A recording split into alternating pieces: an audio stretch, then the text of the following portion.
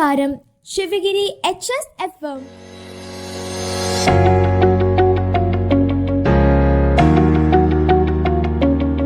പോയ വാരത്തിലെ വിശേഷങ്ങൾ അവതരിപ്പിക്കുന്നത് യുവിക, അനോന സിദ്ധു.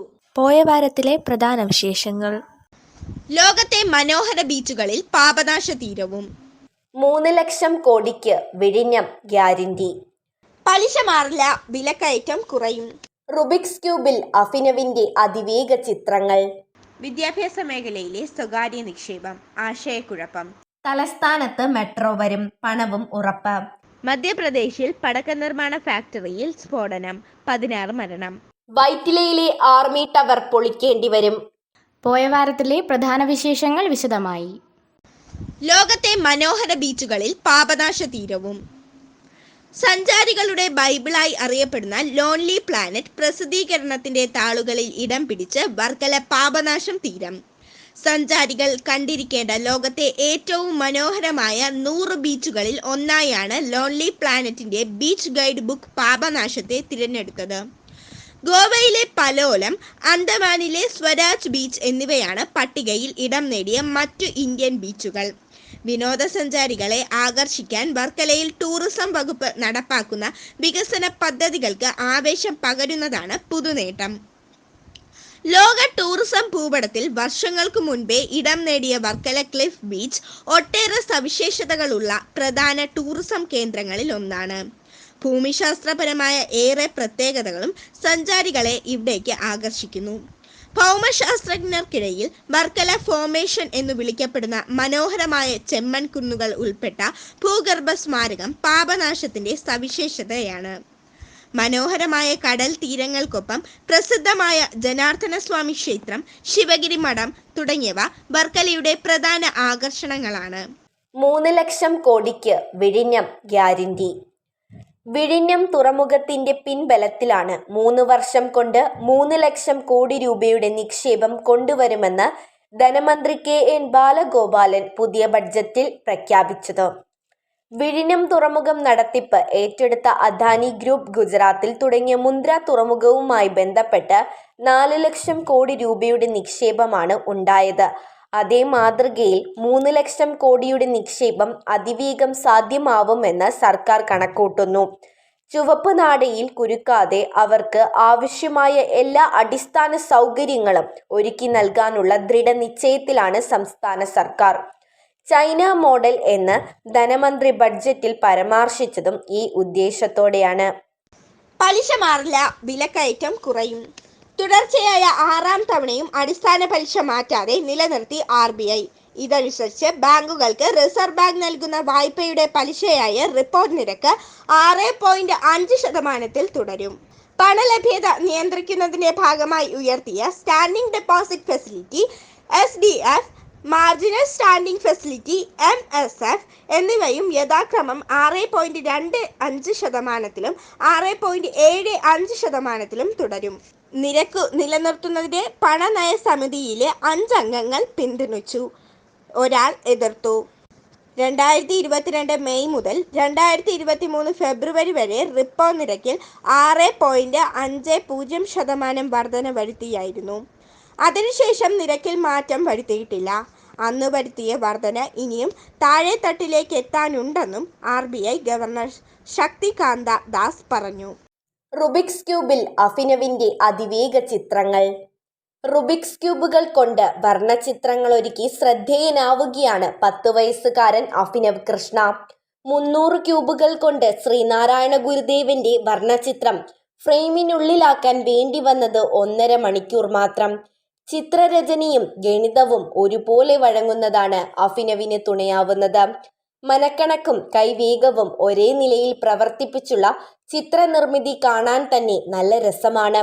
യേശുക്രിസ്തു, ഗാന്ധിജി, APJ അബ്ദുൽ കലാം, മമ്മൂട്ടി, മോഹൻലാൽ എന്നിവരുടെ ചിത്രങ്ങളും 40 രാജ്യങ്ങളുടെ ദേശീയ പതാകയും വിവിധ വേദികളിൽ അഭിനവ് ഒരുക്കിയിട്ടുണ്ട്. 5.5 സെന്റിമീറ്റർ നീളവും വീതിയുമുള്ള 15 ക്യൂബുകൾ ഒറ്റവരിയിൽ കുറുകെയും 20 ക്യൂബുകൾ നെടുകെയും വയ്ക്കാവുന്ന ഫ്രെയിമിലാണ് ചിത്രനിർമ്മിതി. ക്യൂബുകളുടെ എണ്ണം കൂടുന്തോറും ചിത്രത്തിന്റെ വ്യക്തതയും കൂടും. വിദ്യാഭ്യാസ മേഖലയിലെ സ്വകാര്യ നിക്ഷേപം, ആശയക്കുഴപ്പം. എതിർപ്പുമായി ഇടതു വിദ്യാർത്ഥി സംഘടനകൾ, അനുകൂലിച്ച് ഉന്നത വിദ്യാഭ്യാസ മന്ത്രി. വിദ്യാഭ്യാസ മേഖലയിൽ സ്വകാര്യ നിക്ഷേപം അനുവദിക്കാനും സ്വകാര്യ സർവകലാശാലകൾക്ക് അനുമതി നൽകാനുമുള്ള ബജറ്റ് നിർദ്ദേശത്തെ എതിർത്ത് ഭരണപക്ഷ വിദ്യാർത്ഥി സംഘടനകൾ. ബജറ്റിലെ വിദേശ സർവകലാശാല പ്രഖ്യാപനത്തിൽ വലിയ ആശങ്കയുണ്ടെന്നാണ് SFIയുടെ പക്ഷം. വിഷയത്തിലുള്ള ആശങ്ക സർക്കാരിനെ അറിയിക്കുമെന്നും വിദേശ സർവകലാശാല വേണ്ടെന്ന് തന്നെയാണ് SFI നിലപാടെന്നും സംസ്ഥാന പ്രസിഡന്റ് K. അനുശ്രീ പറഞ്ഞു. സ്വകാര്യ സർവകലാശാലകൾ സർക്കാർ നിയന്ത്രണത്തിലായിരിക്കണം. വിദ്യാർത്ഥികൾക്ക് യാതൊരു തരത്തിലുള്ള വിവേചനവും ഉണ്ടാകാൻ പാടില്ല. ഇക്കാര്യങ്ങൾ സർക്കാരുമായി ചർച്ച ചെയ്യുമെന്നും അനുശ്രീ പറഞ്ഞു. അതേസമയം ഇത്തരം വിദ്യാഭ്യാസ സ്ഥാപനങ്ങൾ കേരളത്തിന്റെ ഉന്നത വിദ്യാഭ്യാസ മേഖലകളിൽ ഇന്നലകളിൽ സൃഷ്ടിച്ച ദൂരവ്യാപകമായ പ്രത്യാഘാതങ്ങൾ മറന്നു പോകരുതെന്നും AISFും മുന്നറിയിപ്പ് നൽകി. ഇതുമായി ബന്ധപ്പെട്ട ബജറ്റ് പ്രഖ്യാപനം പിൻവലിച്ചില്ലെങ്കിൽ ശക്തമായ സമരം ആരംഭിക്കുമെന്നുമുള്ള സൂചനയും AISF നൽകുന്നുണ്ട്. അതേസമയം ബജറ്റ് നിർദ്ദേശത്തെ ന്യായീകരിച്ച് ഉന്നത വിദ്യാഭ്യാസ മന്ത്രി R. ബിന്ദു രംഗത്ത് വന്നു. തലസ്ഥാനത്ത് മെട്രോ വരും, പണവും ഉറപ്പ്. പതിറ്റാണ്ടിലേറെയായി ഫയൽക്കെട്ടിൽ കുരുങ്ങിയ മെട്രോയ്ക്ക് ബഡ്ജറ്റിൽ ജീവശ്വാസം. മെട്രോ പദ്ധതിയുമായി മുന്നോട്ടു പോകുമെന്നും കേന്ദ്രാനുമതി വൈകാതെ ലഭിക്കുമെന്നുമാണ് ബഡ്ജറ്റിലെ പ്രഖ്യാപനം. വൻകിട പദ്ധതികൾക്കുള്ള തുകയിൽ നിന്ന് പദ്ധതിയുടെ ചെലവിന് പണം അനുവദിക്കുമെന്നും ധനമന്ത്രി പ്രഖ്യാപിച്ചതോടെ കേന്ദ്രാനുമതി ലഭിച്ചാൽ പദ്ധതി യാഥാർത്ഥ്യമാവുമെന്നും ഉറപ്പായി.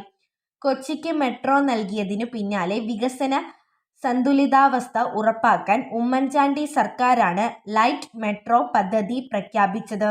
4 വർഷം കൊണ്ട് ലൈറ്റ് മെട്രോ പൂർത്തിയാക്കാൻ DMRDയുമായി ധാരണാപത്രം ഒപ്പിടുകയും DPRന് 11 കോടി ചെലവിടുകയും ചെയ്തതാണ്. മധ്യപ്രദേശിൽ പടക്ക നിർമ്മാണ ഫാക്ടറിയിൽ സ്ഫോടനം, 16 മരണം. മധ്യപ്രദേശിലെ ഹർദയിൽ അനധികൃത പടക്ക നിർമ്മാണ ഫാക്ടറിയിലുണ്ടായ ഉഗ്രസ്ഫോടനത്തിൽ മരണം 16ആയി. വ്യാഴാഴ്ച രാവിലെയാണ് ഹർദയിലെ ബൈരാഗഡ് പ്രദേശത്തെ ഫാക്ടറിയിൽ സ്ഫോടനമുണ്ടായത്. സമീപത്തെ 60ഓളം വീടുകളും നിരവധി വാഹനങ്ങളും കത്തിനശിച്ചു. 100-ലധികം വീടുകളിൽ നിന്ന് ആളുകളെ ഒഴിപ്പിച്ചു. ഫാക്ടറിയിൽ തുടർച്ചയായ സ്ഫോടനങ്ങൾ നടക്കുന്നുണ്ടെന്നാണ് വിവരം. അപകടത്തിൽ ജീവൻ നഷ്ടപ്പെട്ടവരുടെ ദുഃഖങ്ങൾ പ്രധാനമന്ത്രി നരേന്ദ്രമോദി അനുശോചനം രേഖപ്പെടുത്തി. മരണപ്പെട്ടവരുടെ കുടുംബങ്ങൾക്ക് 2 ലക്ഷം രൂപ വീതവും പരിക്കേറ്റവർക്ക് 50,000 രൂപ വീതവും ധനസഹായം നൽകുമെന്നും അദ്ദേഹം അറിയിച്ചു.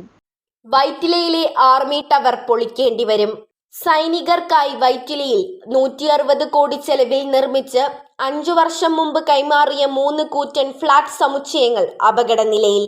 ഇതിൽ 2 ടവറുകളിലെ 208 ഫ്ളാറ്റുകളിലെ താമസക്കാരെ ഉടൻ ഒഴിപ്പിക്കണമെന്ന് പരിശോധനാ റിപ്പോർട്ട്. കോൺക്രീറ്റ് ചട്ടക്കൂടും ബീമുകളും തട്ടുകളും പൊട്ടിപ്പൊളിഞ്ഞ് വൻ അഴിമതിയുടെ സ്മാരകം പോലെ നിൽക്കുന്ന സമുച്ചയം പൊളിച്ചു മാറ്റുകയല്ലാതെ വേറെ മാർഗമില്ലെന്നാണ് സൂചന. കളക്ടറുടെ നിർദ്ദേശാനുസരണം തൃപ്പൂണിത്തറ മുനിസിപ്പാലിറ്റിയും GCDAയുമാണ് നവംബറിൽ സംയുക്ത പരിശോധന നടത്തിയത്. ചെന്നൈ IIT വിദഗ്ധ സംഘവും സമാന നിർദ്ദേശം നേരത്തെ നൽകിയിരുന്നു. കെട്ടിടം അറ്റകുറ്റപ്പണി നടത്തി നിലനിർത്തുക അസാധ്യമാണെന്ന് municipality assistant executive engineer BR Om Prakash ജനുവരി 29-ന് കളക്ടർക്ക് സമർപ്പിച്ച റിപ്പോർട്ടിലുണ്ട്. ബലപ്പെടുത്തൽ സാധ്യമെങ്കിൽ വാസയോഗ്യമല്ലെന്ന് പ്രഖ്യാപിക്കണമെന്ന് GCDA assistant executive engineer Y ഡേവിഡും റിപ്പോർട്ടിൽ സമർപ്പിച്ചു. Chennai IIT civil engineering professor doctor Radha Krishna G പിള്ളയുടെ സംഘമാണ് നേരത്തെ പരിശോധന നടത്തിയത്. പോയ വാരത്തിലെ പ്രധാന വിശേഷങ്ങൾ ഒരിക്കൽ കൂടി. ലോകത്തെ മനോഹര ബീച്ചുകളിൽ പാപനാശ തീരവും. 3 ലക്ഷം കോടിക്ക് വിഴിഞ്ഞം ഗ്യാരണ്ടി. പലിശ മാറില്ല, വിലക്കയറ്റം കുറയും. റുബിക്സ് ക്യൂബിൽ അഭിനവിന്റെ അതിവേഗ ചിത്രങ്ങൾ. വിദ്യാഭ്യാസ മേഖലയിലെ സ്വകാര്യ നിക്ഷേപം, ആശയക്കുഴപ്പം. തലസ്ഥാനത്ത് മെട്രോ വരും, പണവും ഉറപ്പ്. മധ്യപ്രദേശിൽ പടക്ക നിർമ്മാണ ഫാക്ടറിയിൽ സ്ഫോടനം, 16 മരണം. വൈറ്റിലയിലെ ആർമി ടവർ പൊളിക്കേണ്ടി വരും. പോയ വാരത്തിലെ പ്രധാന വിശേഷങ്ങൾ അവസാനിക്കുന്നു. നന്ദി, നമസ്കാരം. പ്രിയ ശ്രോതാക്കളെ, ഇന്നത്തെ ശിവഗിരി HSFM കേൾക്കൂ. ചോദ്യങ്ങൾക്ക് ഉത്തരം നൽകൂ, സമ്മാനങ്ങൾ നേടൂ. ഉത്തരങ്ങൾ അയക്കേണ്ട വാട്സപ്പ് നമ്പർ 94 97 26 72 72. ശിവഗിരി HSFM 130-ാമതാഴ്ചയിൽ നടത്തിയ ചോദ്യോത്തരത്തിൽ വിജയിയായത് 7ാം ക്ലാസ് C ഡിവിഷനിലെ ആദിത്യന് ശിവഗിരി HSFMന്റെ അഭിനന്ദനങ്ങൾ. 130-ാമതാഴ്ചയിലെ ചോദ്യം ഇതായിരുന്നു: ഇന്ത്യ റിപ്പബ്ലിക് ആയത് എന്ന്. ഉത്തരം 1950 ജനുവരി 26. പ്രിയ ശ്രോതാക്കളെ, നിങ്ങൾക്കുള്ള ചോദ്യം ഇതാ: നിലാവ് പോലൊരു പഞ്ചമി ആരുടെ കൃതിയാണ്? ഉത്തരങ്ങൾ അയക്കേണ്ട വാട്സപ്പ് നമ്പർ 94 97 26 72 72. മാന്യ ശ്രോതാക്കൾക്ക് നമസ്കാരം. പുസ്തക അവലോകനത്തിൽ ഇന്ന് ഹേമസാദിയുടെ നിലാവ് പോലൊരു പഞ്ചമി എന്ന കാവ്യം പരിചയപ്പെടാം. അവതരണം ഫിദ ഫാത്തിമ AM. നിലാവ് പോലൊരു പഞ്ചമി. പേര് പോലെ തന്നെ പഞ്ചമിയെ കേന്ദ്ര കഥാപാത്രമാക്കിക്കൊണ്ട് ഹേമസാദി എന്ന യുവ കവയത്രി രചിച്ച ഒരു ഖണ്ഡകാവ്യം. സ്ത്രീകളാരും സഞ്ചരിക്കാത്തൊരു മേഖലയാണ് ഖണ്ഡകാവ്യരചന. കവയത്രി ഒരു സ്ത്രീയായതിനാലാകും സ്ത്രീപക്ഷത്ത് നിന്നുകൊണ്ട് ഹതഭാഗിയായ പഞ്ചമിയുടെ കഥ പറയുന്നത്. അതിൽ അവൾ വിജയിച്ചുവെന്ന് കാവ്യവായനയിലൂടെ നമുക്ക് ബോധ്യപ്പെടും. കുളിർമയുടെയും നൈർമല്യത്തിൻ്റെയും സൗന്ദര്യത്തിൻ്റെയും പ്രതീകമായ നിലാവിനെ പഞ്ചമി എന്ന കഥാപാത്രത്തോട് സാമ്യപ്പെടുത്തിയിരിക്കുന്നത് കൊണ്ട് തന്നെ നിലാവിനുള്ള എല്ലാ ഗുണങ്ങളും പഞ്ചമിക്കും ഇണങ്ങും. സഹിക്കാനും പൊറുക്കാനും പണ്ടേ പഠിച്ച പരമസാധ്യയായ സ്ത്രീരത്നം. കാലവും കവികളും വരരുചിയുടെ പക്ഷം പിടിച്ച് മുന്നേറുമ്പോൾ പാവം പഞ്ചമിയുടെ പക്ഷം പിടിക്കാൻ ആരും ഉണ്ടായിരുന്നില്ല. സത്യത്തെ ഓർത്തുകൊണ്ട് കവയത്രി പഞ്ചമിക്ക് ധാർമ്മികമായ പിന്തുണയാണ് ഈ കൃതിയിലൂടെ നൽകുന്നത്. പൗർണമി പോലെ പൂർണ്ണതയുള്ള ഒരു സ്ത്രീയായിരുന്നിട്ട് കൂടി ജാതിയുടെ പേരിൽ അവൾ അവഗണിക്കപ്പെടുന്നു. നിലാവ് പോലെ തന്നെയാണ് പഞ്ചമിയും. വൃത്തിയും ക്ഷയവും ജീവിതത്തിൻ്റെ ഭാഗമാക്കിയവൾ. പൗർണമിയുടെ പൂർണ്ണതയിൽ തുടങ്ങുന്ന ദാമ്പത്യം ക്ഷയവൃത്തി ഭാവങ്ങളിലൂടെ സഞ്ചരിച്ച് ഒടുവിൽ എത്തി നിൽക്കുന്നതെവിടെയെന്ന് കാവ്യവായനയിലൂടെ മനസ്സിലാകും. വരരുചി ഒരിക്കലും പ്രതീക്ഷിക്കാത്ത പ്രതിഷേധത്തിൻ്റെ സ്വരം പഞ്ചമിയിൽ നിന്നുയരുന്ന വരികൾ വായനക്കാരെ വല്ലാതെ സ്വാധീനിക്കുന്നുണ്ട്. സ്നേഹമില്ലാത്തൊരീ സമ്പത്ത് പോലവേ സ്നേഹമില്ലാത്തൊരീ പാണ്ഡിത്യവും പൊതിയാത്ത നാളികേരങ്ങൾ പോലൂഴിയിൽ ഉപയോഗമില്ലാതെ കെട്ടുപോകും. ഏകമകളായ കാരയ്ക്കലമ്മയെ കാണുന്ന നേരത്ത് സ്നേഹവായ്പാൽ അമ്മയുടെ ഉള്ളം ആനന്ദം കൊണ്ട് നിറയുന്നത്. 1000 പൂർണേന്ദു ഒന്നിച്ചുദിച്ചപ്പോൾ സഫലമായി വന്നിതു മാതൃജന്മം. ഈ വരികളിൽ നിന്ന് വായനക്കാർക്ക് അനുഭവിച്ചറിയാൻ സാധിക്കും.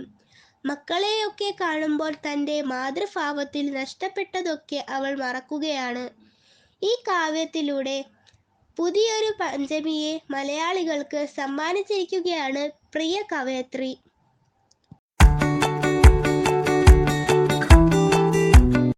അടുത്ത ശനിയാഴ്ച ഉച്ചയ്ക്ക് 2 മണിക്ക് കൂടുതൽ വിശേഷങ്ങളുമായി വീണ്ടും ഞങ്ങളെത്തും. ഇന്നത്തെ ശിവഗിരി HSFM വിശേഷങ്ങൾ അവസാനിച്ചു. നന്ദി.